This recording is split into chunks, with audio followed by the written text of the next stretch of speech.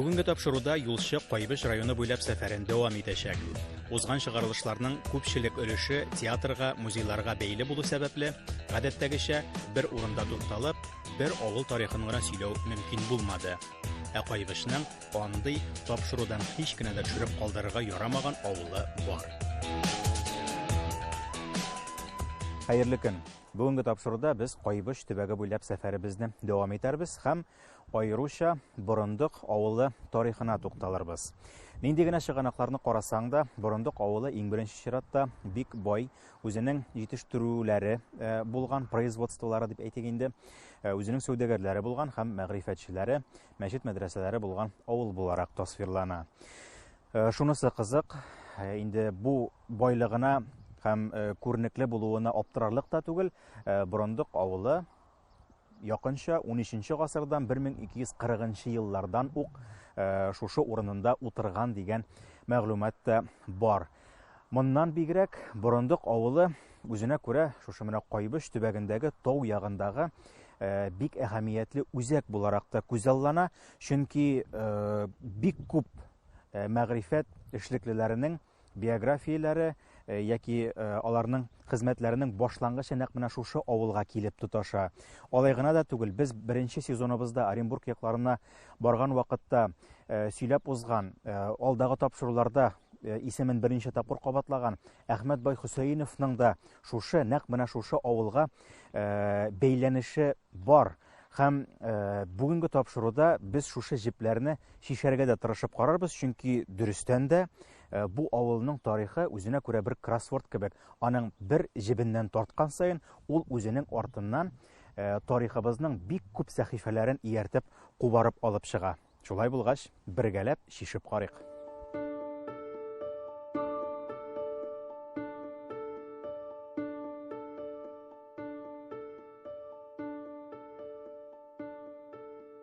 Борындык авылы ул шул элек-электән игенчелек, терлекчелек белән шөгыльләнгән инде, ләкин менә ул бигрәк тә үзенең галимнәре белән танылган.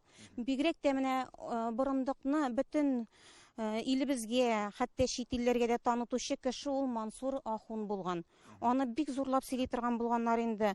Мансур Ахун, Мансур әфәнде дип әйтеп, Мансур Борындыкый дигән бу кешене дин әһелләре арасында да белмәгән кеше булмаган. Чөнки ул бик күренекле галим дә булган, тәрҗемәче дә булган, тарихчы да булган.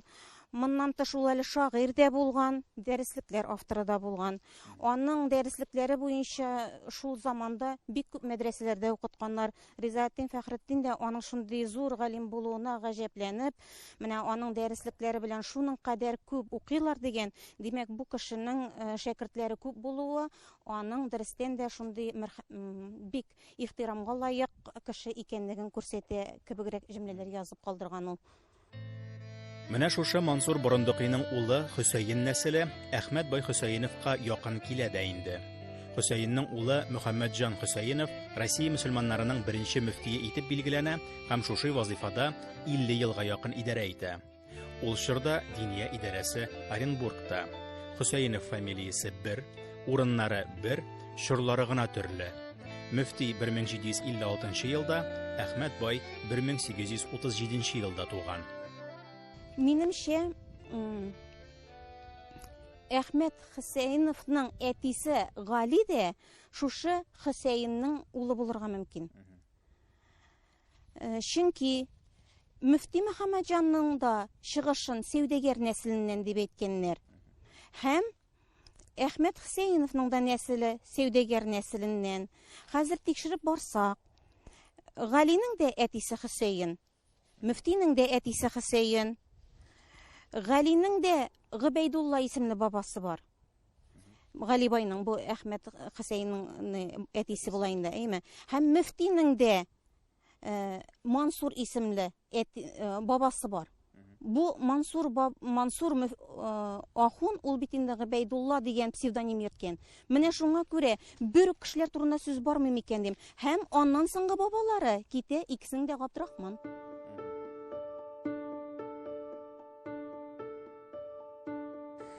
Борындык авылы тарихының бүгінде үз күзләребез белән күреп сокланырга мөмкин булган яткәре ул аның мәчете. Төзекләндерелгән һәм матур кыяфәттә басып торса да, әлеге мәчет 1895 елда ук төзелгән. Бу уңайдан без кабаттан тапшыруыбызның беренче сезонына күз салырга мәҗбүр булачакбыз, чөнки безгә бик яхшы таныш булган, инде берничә тапшыруда исеме яңгыраган Әхмәт бай Хөсәенов акчасына эшләнгән бу мәчет. Әхмәт бай Хөсәеновның инде үзенең гомеренең соңгы елларын Казан шәһәрендә уздырганлыгын беләбез. Казанда яшәгән вакытта ул безнең хәзерге Татарстан Республикасы җирлекләрендә дип әйтик инде бик күп мәчет мәдрәсәләр төзеде. Менә шул мәчетләрнең берсе Борындык авылында да була. Һәм бу уңайдан Әхмәт байның нәсел җепләре шушы Борындык авылына да килеп тоташмый микән дигән фикер һәм шундый фараз тора. Һәм әйтергә кирәк, бу фараз һич кенә дә нигезсез түгел. Ни өчендер без аны әле ачыклап бетерә алмаган. Ул 19 гасырның ахырында үзенең меценатлык хәрәкәтен киңәй үстерә башлаган чорларда Борындык авылына кайта да таш мәчет салдыра. Уларны бик тырышып эшләтә. Җирле материалдан, җирле кешеләр, җирле төзүчеләр һәм 1895 елда өлгертә. Шунысы кызык, үзенең мулласын куйдырта алмый, үзе мулласын куйдырасы килә, анда инде бүтән мәчет була бит. Тегендәге авыл халкы белән нәрсәдер каршылыклы фикерләр туып, авыл халкы үзенең яшь мулласын куйдыртуга ирешә. Әмма ләкин нәрсә генә булса да шушы мәчеттә ул вакытта гадәт буенча 3 ел буе үзе теләмәгән муллага хезмәт хакы түләп килә. Ну, аннан бигрәк инде таш мәчет безнең яклар өчен, урман ягы өчен ул гадәти хәл түгел. Аны нык бай кешеләр генә булдыра ала. Борындык үзе дә бай була, сәүдәгәрләр авылы була. Ну, минем менә күңелемдә халыкыбызда да шулай яши инде. Мансур хәзрәтнең аныклары Хөсәеновлар менә чыкканнар һәм гасырлар буена дәвам иткән тарихның әти бабалары җиренә кайтып, аларның ниндидер уй фикерләрен тамырларыбыз шушыннан бит дип, бәлким шушы мәчет салдыруны намус ишеттереп алганнар дигән фикер ята. Бу эзләнүләрдә бер генә китек урын бар. Рәсми чыганакларда Әхмәт байның бабалары 17 гасыр уртасында хәзерге Теләче районына караган Кибәхуҗа авылыннан Оренбург янына күченгән дип языла. Ләкин моның белән генә кайбышта җыелган саллы материалны сызып атып булмый. Әлегә Хөсәеновлар шәҗәрәсеннән аерылып, Әхмәт байның мәчетен дә якыннан күреп узыйк. Аузубиллахи минашшайтанирраҗим. Бисмиллаһир-рахманир-рахим. Алхамду раббил галәмин. Вассалату вассаламу ала Мухаммад ва асхаби аҗмәгин. Ассаламу алейкум ва рахматуллаһи ва баракатух. Ва алейкум ассалам. Башта мәчет тарихыннан башлыйк. Инде ишек төбеннән үк дип әйтүем. Ничәнче елда төзелгән мәчет, шушы урында ук торган мәчетме бу? Ни дәрәҗәдә тарихи бина булып тора бу мәчет? Бу безнең мәчетебез, Аллаһ җыртыбыз. 1895 елны төзелеп бетә инде. Шушы урында була ул. Шушы урында. Зурлыгы да шушында юк була инде. Зурлыгы моның менә бу тәхәрәтнәмен арттырдык. Яңа кырылмай инде бу. Менә монысын арттырдык. Ул безнең 4,5 га 5кә 8 инде. Менә калганнар 5 үзенеке. Аларның стеналары Аларның стенасының киңлеге 1 метр. Бу алдан ук беренче вакыттан ук таш мәчет бу. Бу таш мәчет, бу таш аңласагыз ничек аңлаталсам, бу таш дип әйтәләр бит инде. Тау ташы. Бу теге кирпич түгел, бу таштан иелгән әйбер. Киңлеге 1 метр, фундамент 3 метр төшә. Шул ук 3 метр төшә. Менә. Анда да таш маста. Чат шул ук стена ничек шул төшә. Менә шундый бик каты эшләнгән әйберләр.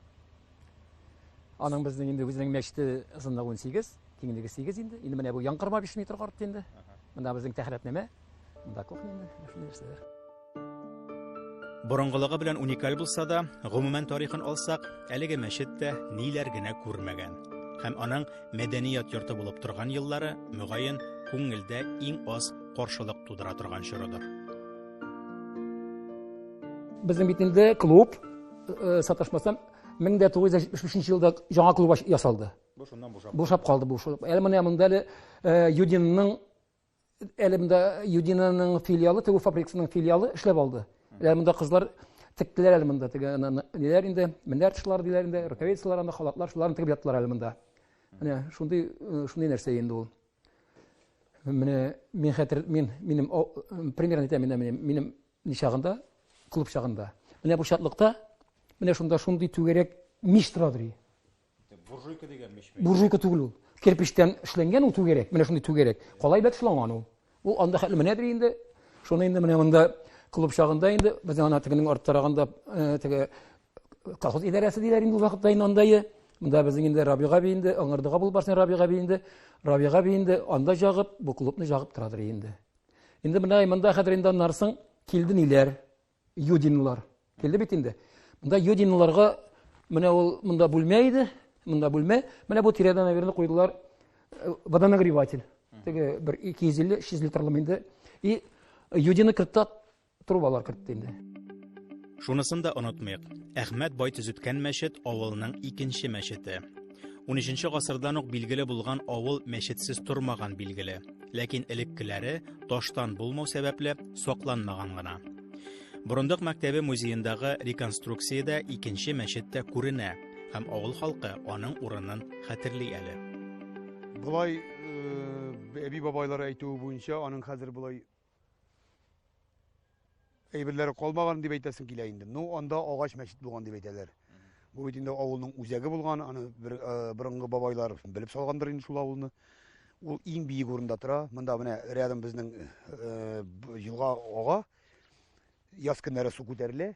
Но монда белеп җитмәй. Менә шушында хәтлек су килә кайсы вакытта. Быел Аллага шөкер юк су. Менә шуңа күрә бу биек урында булганга күрә шул агач мәчет булган дип әйтәләр. Иң беренче мәчет шунда булган дип әйтәләр. Инде бөтен борылышларына кадәр Бәрле елгасы ничек авыл эченнән уза. Монда безнең Ватикан торып калмаган, конечно. Ватикан юк. Атау. Атау күренмәгән Бәрле теге ягында. Аланча дигәндә мин шуны гына көләм, бу авыл идеологиясе пожарга каршы көрәшү шуның хәле көчле традиция сакланган ки, хәзердә халык үз акчасына дип әйтергә була инде пожарга каршы депо салып куйдылар. Элек-электән анда бер кичерәк кенә музей кирип карарга да була. Ничек иттереп авылны саклаганнар пожардан һәм гомумән каланча авылны пожардан саклау бик нык күзәтү бу авылда аерата көчле булган. Еллар буена, дистә еллар буена. Һәм шуңа күрә аларның идеология рәвешендә сакланып килә торган әйбер дип әйтәсе килә. Я су баса, я пожар чыга инде бу авылда. Икенең берсе. Урам яган. Ну агачыктан нишәсеннәр күрәсез. Менә бу әрем урамы дип әйтәбез, әрем урамы бит инде урам яган, бер минут дип калмыйча. Аннары ягына басарга киткәннәр.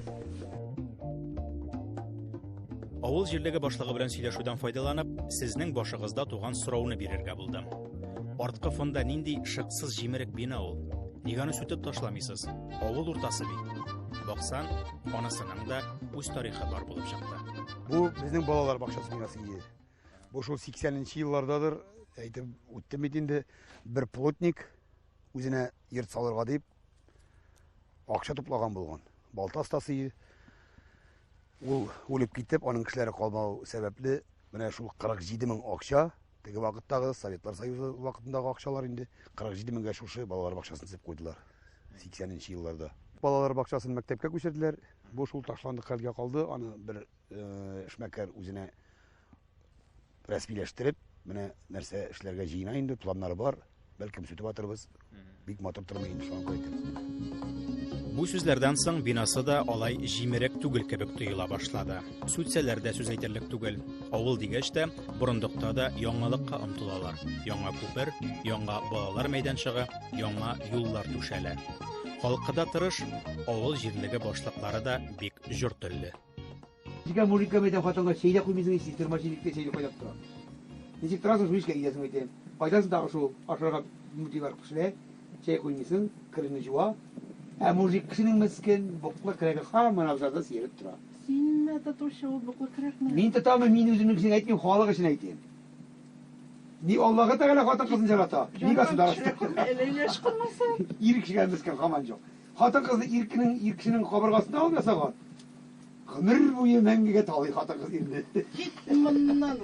Бер гранаталы да суктан иде. Хатын кызның эше тавыкта шөпрәп бетер алмый. Бик күп инде, бик күп. Бу ике тавыгы бар хатынның маркапы. Моннан. Китмин дөрес әйтәм.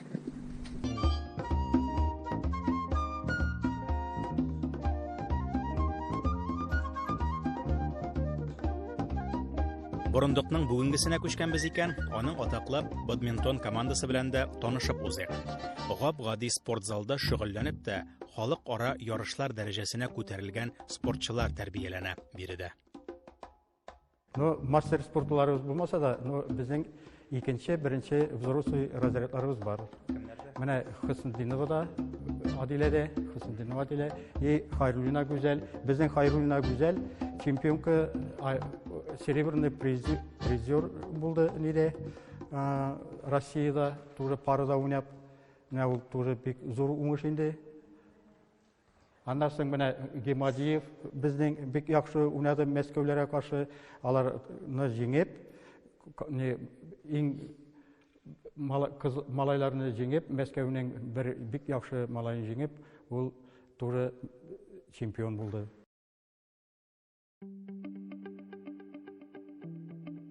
Хәмзә абый үз эшенең фанаты. Карап торышка тыныч кына булып күренсә дә, бадминтон яки комбайн турында сөйли башласа, күзләрендә ут кабына. 30 елдан артык комбайнер булып эшләп, танылган якташы, социалистик хезмәт герое, Ленин ордены кавалеры Рәфкат Калимуллинга сокланып яши ул. Бу исем бик күп комбайнерларга яхшы таныш дип уйлыйм. Ул керткән яңалыклар белән дә танышып китик.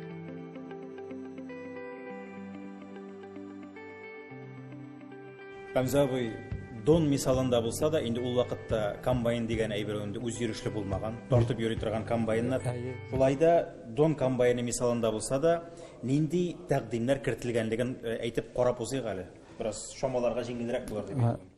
Рифкат абый, беренче менә мин белгәнчә, менә монда безнең Дон комбайнында, например, алда тора наклон транспортер дип атала. Саламны алып кирип китәргә, моннан урган саламны.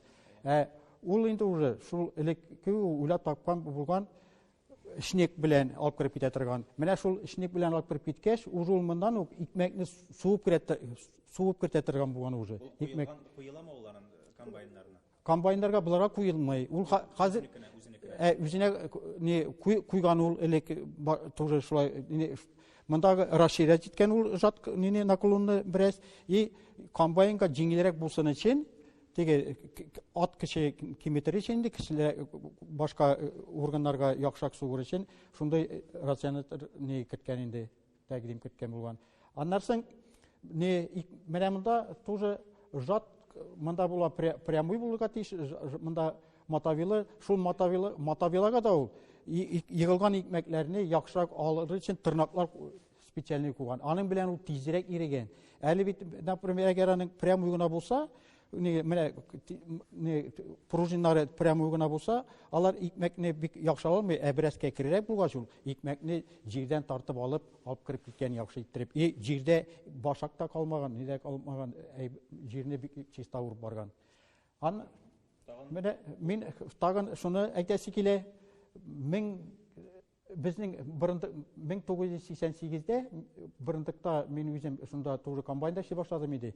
Рөкәтәве безнең колхозда инде, ул вакытта безнең Куйбышев колхозы иде и рапысны бик күп чәчәләр иде бит инде. Бу рапысны ничек иттереп чиста иттереп сугарга кирәк бит инде, чиста иттереп алырга кирәк.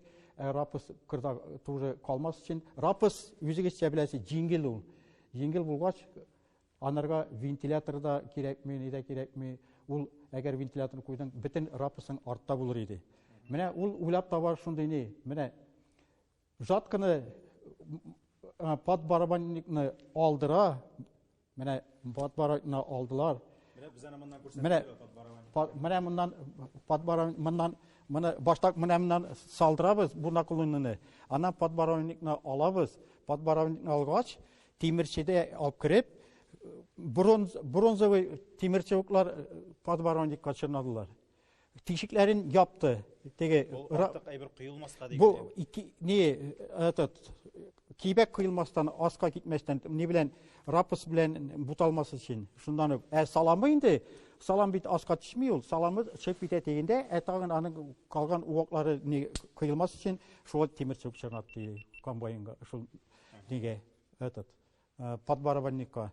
Аннан соң бу менә мондагы вентиляторларны, менә монда вентиляторлар монда булар, аның регулировкасы тиякта инде аның менә бу ниләрне тоже яптырды.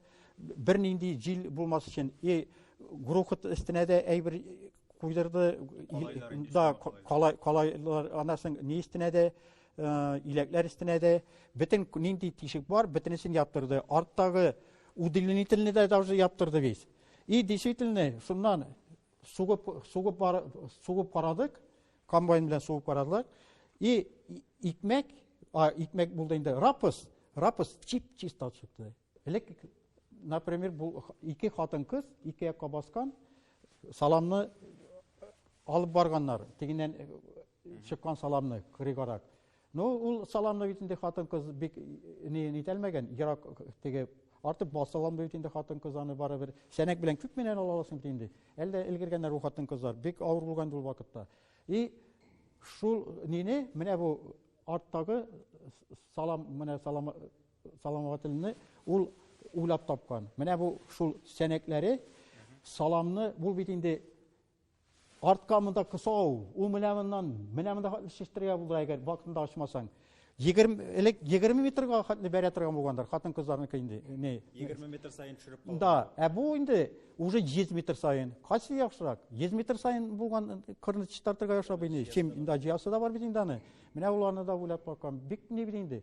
Аннан минем Репкатовга туры исем китә. Менә әле хәзер генә ул 1949 елны, 1949 елны бу сугыш еллардан соң бит инде.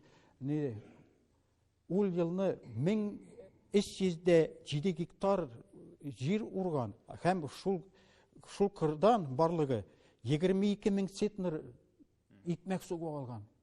Мин аны менә үзем комбайнерга уйлап карыйм да.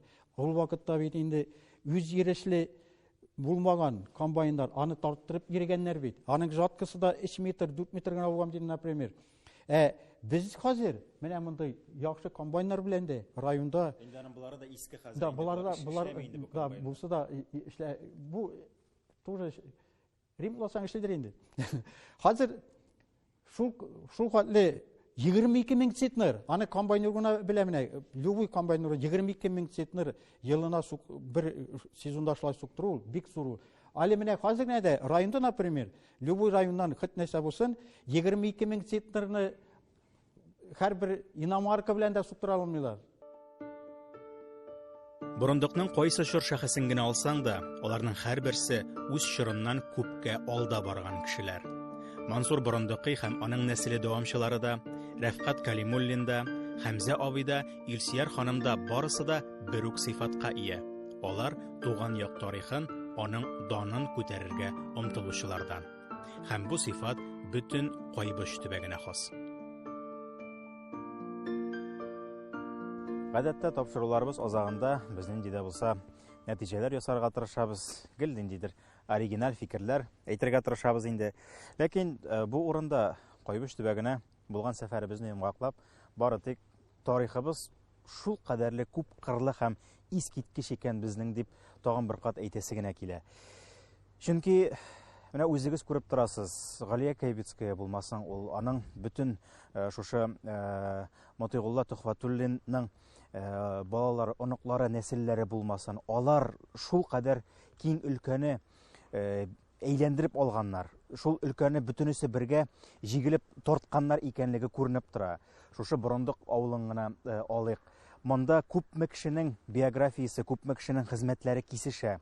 Шул ук атаклы Әхмәт байның да шул кадәрле бөтен фактлары буенча туры килеп Бурындык авылы белән бәйләнүе үзе үк бер таң калдырырлык әйбер. Дөрес, без төгәл генә документтан алып, менә дәлил, менә дөрестән дә шулай булган, дөрестән дә Әхмәт байның нәсел ошы менә шушы Кайбыш төбәгеннән, шушы Бурындык авылыннан башланган дип әйтә алмыйбыз.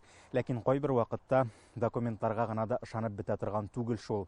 Дәлилләр булмау, документка кирип калмау, ул алай ук куркытырлык әйбер түгел дип әйтер идем. Чөнки шушы ук Бурындык авылы элек-электән мәчете, мәдрәсәсе булган һәм бу төбәктәге иң беренче мәгърифәтле авылларның берсе булган шушы Бурындыкны да Зөя өязе картасында, шушы Зөя өязендәге авылларның картасында мәчетле яки мәдрәсәле авыл итеп билгеләмәгәннәр. Гәрчә ул вакытта тәгаен биредә данлыклы мәчет, мәдрәсә эшләп килгән шур икәнлеге билгеле булса да.